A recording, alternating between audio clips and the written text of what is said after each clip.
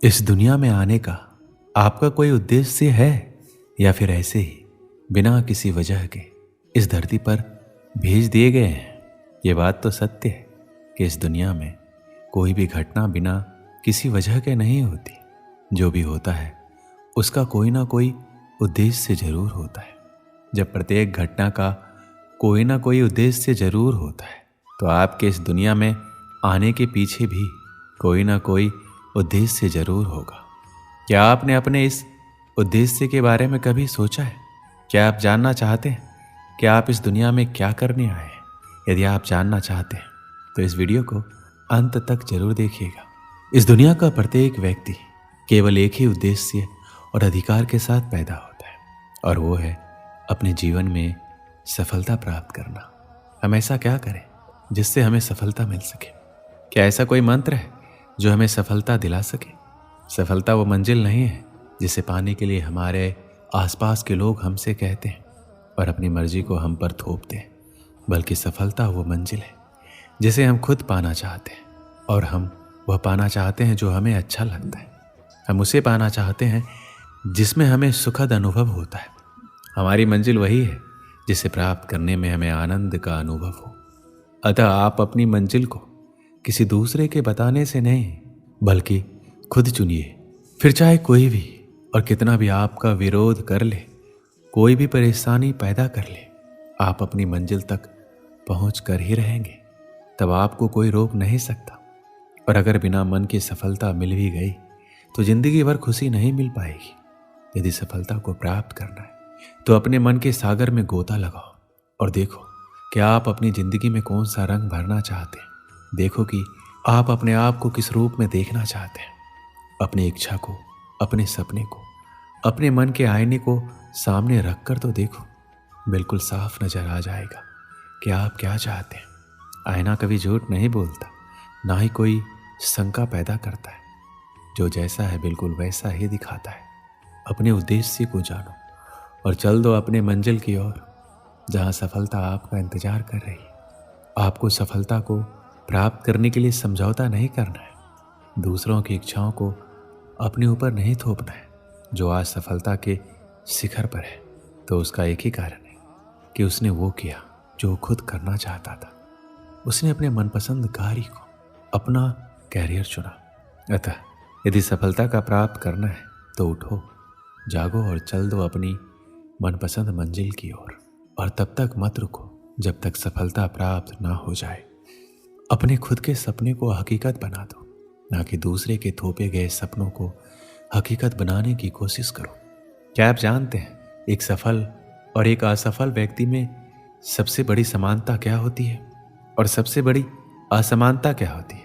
दोनों में सबसे बड़ी समानता ये होती है कि दोनों ही सपने देखते हैं, लेकिन सबसे बड़ी असमानता ये होती है कि सफल व्यक्ति तो खुद के सपनों को हकीकत में बदलने के लिए सफलता की ओर कदम बढ़ा देता है, जबकि एक असफल व्यक्ति दूसरों द्वारा उस पर थोपे गए सपनों के बोझ को लेकर उन्हें हकीकत में बदलने के लिए कोशिश करता है। ये बात समझ लीजिए कि अपने मनपसंद सपनों को पूरा करने के लिए कदम बढ़ाने से ही सफलता हासिल होती है और तभी हमारा इस दुनिया में आना सफल हो जाता है।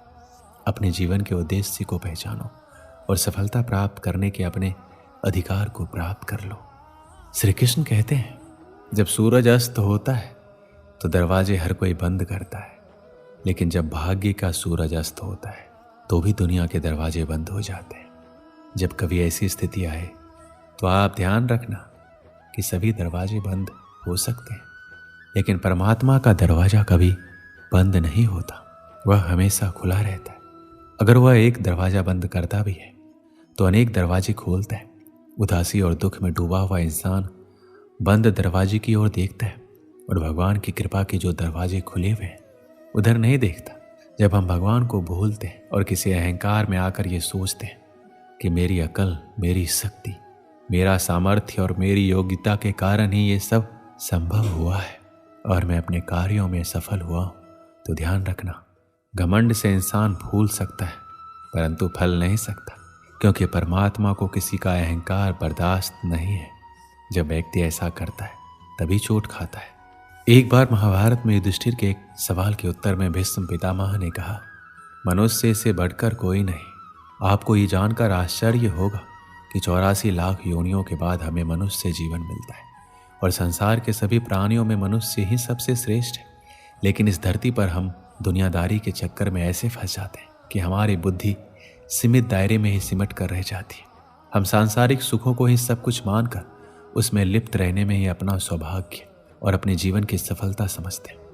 क्या आपने कभी सूर्य की बिखरी हुई किरणों को लेंस के माध्यम से एकत्रित करके किसी कागज पर डाला है?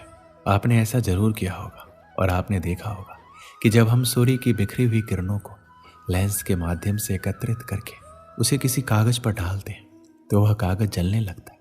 जरा सोचिए, सूर्य की किरणें तो हर तरफ है, लेकिन फिर भी लेंस ने ऐसा क्या जादू कर दिया कि सूर्य की किरणों ने कागज को जला दिया। दरअसल ऐसा इसलिए हुआ क्योंकि लेंस को पता था उसका लक्ष्य क्या है। उसका अपने लक्ष्य पर फोकस था। सूर्य की हर तरफ बिखरी किरणें किसी को नहीं जलाती, लेकिन जब वही किरणें लेंस के माध्यम से एकत्रित होती है तो कागज को जला देती है। फोकस की मदद से आप ये समझने लगते हैं कि आपको क्या करना है और क्या नहीं करना है। फोकस रखकर काम करने से हर बिगड़े काम बन जाते हैं और आप अपनी ऊर्जा को बर्बाद नहीं करते। अगर आप किसी भी क्षेत्र में ताबड़तोड़ सफलता चाहते हैं तो आपको अपने काम के प्रति समर्पित रहना होगा। जब आप अपने मनचाहे क्षेत्र से जुड़ा कोई काम करते हैं तो उस काम के प्रति समर्पित हो जाते हैं तो आपको सफल बनाने से कोई नहीं रोक सकता है, खुद आप भी नहीं। एक समय की बात है, एक राहगीर एक देश की यात्रा पर निकला। जब रास्ते में रात हो गई तो वो एक व्यक्ति के घर रुक गया। उस व्यक्ति का नाम था रामू।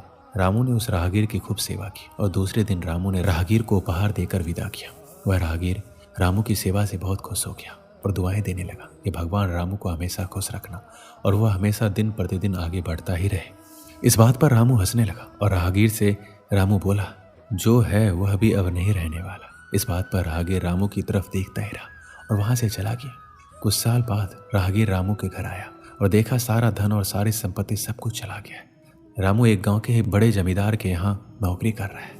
वह राहगीर रामू से मिलने के लिए वहां चला गया। रामू ने उस अभाव में भी उस राहगीर का स्वागत किया और झोपड़े में ही फटी चटाई पर बिठाया। उसके पास खाने के लिए जो रूखी सूखी रोटी थी वह खाने के लिए राहगीर को दे दिया। जब राहगीर वहां से जाने लगा तो उसकी आंखों में आंसू थे और राहगीर कहने लगा कि भगवान तुमने ये क्या किया। तो रामू फिर हंसा और कहने लगा, आप क्यों दुखी हो रहे हैं? ईश्वर हमें जिस हाल में भी रखे हमें खुश रहना चाहिए, हमें धन्यवाद देना चाहिए। सदा समय बदलता रहता है और इतना ही नहीं, ये भी नहीं रहने वाला है। इस पर राहगीर सोचने लगा, मैं तो केवल वैसे ही राहगीर हूँ, लेकिन सच्चा राहगीर तो तुम हो रामू। कुछ साल बाद राहगीर फिर से यात्रा पर निकला और रामू से मिला। देखा तो देखता ही रह गया, सब कुछ बदल चुका था। रामू अब जमींदारों का जमींदार बन चुका था। उसे मालूम हुआ रामू जिस जमींदार के यहाँ नौकरी कर रहा था उसकी कोई संतान नहीं थी। उसने अपनी सारी संपत्ति और जायदाद रामू को दे दी। राहगीर बहुत खुश हुआ और रामू से कहा, अच्छा हुआ वह जमाना गुजर गया, भगवान करे अब तुम ऐसे ही बने रहो। यह सुनकर रामू फिर हंसने लगा और कहने लगा, आपको अभी भी नादानी बनी हुई है। राहगीर ने फिर रामू से पूछा, क्या ये भी नहीं रहने वाला? रामू ने उत्तर दिया, हाँ, या तो ये चला जाएगा या फिर इसको अपना मानने वाला ही चला जाएगा। यहाँ पर कुछ भी नहीं रहने वाला है। अगर कोई चीज़ शाश्वत है तो वो है हमारी आत्मा, वो है हमारे मन की शांति, वो है हमारे मन का सुकून, और बाकी जो कुछ भी है वो हमेशा रह नहीं सकता। राहगीर ने रामू की बात को ध्यान से सुना और वापस चला गया। जो होता है उसे स्वीकार करो। कुछ सालों के बाद राहगीर उस गांव से गुजरा तो रामू का महल तो है, लेकिन उसमें रामू नहीं है। रामू अब इस दुनिया में नहीं रहा, उसकी मृत्यु हो चुकी थी। राहगीर मन ही मन सोचने लगा, एक इंसान जिंदगी भर कितना दौड़ता रहता है, रोता रहता है, दुखी रहता है। जिन चीज़ों के लिए इंसान तड़पता रहता है, दुखी रहता है, वास्तव में वह चीज़ तो हमेशा रहने वाली नहीं है, वो सारी चीज़ें बदलने वाली है। इस कहानी से हमें क्या शिक्षा मिलती है? हमारी ज़िंदगी में जब भी कोई मुश्किल, तकलीफ़ या दुख आए तो हमें ये सोचना चाहिए कि ज़िंदगी में इससे पहले मुश्किलें या उलझनें आई, क्या वो हमेशा रुकी?